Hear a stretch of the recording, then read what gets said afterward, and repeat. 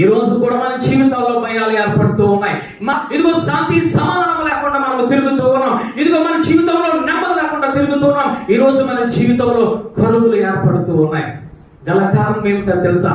ఒకప్పుడు నిబంధన చేసుకున్నావు, నిన్నే సేవిస్తాను, నీ మందిరమున వదలను, వాక్య ప్రకారంగా జీవిస్తాను, ప్రార్థనా పూర్వకంగా నేను ఉంటానని చెప్పిన మనుషులు ఏమి చేస్తూ ఉన్నారంటే, ఒక రాజు లేక ఇశ్రాయేలు ప్రజలు తమ ఇష్టం వచ్చినట్లు తిరిగినట్టు ఏమి చేస్తూ ఉన్నారంటే, దేవుని నమ్ముకున్న ప్రజలు తిరుగుతూ ఉన్నారు.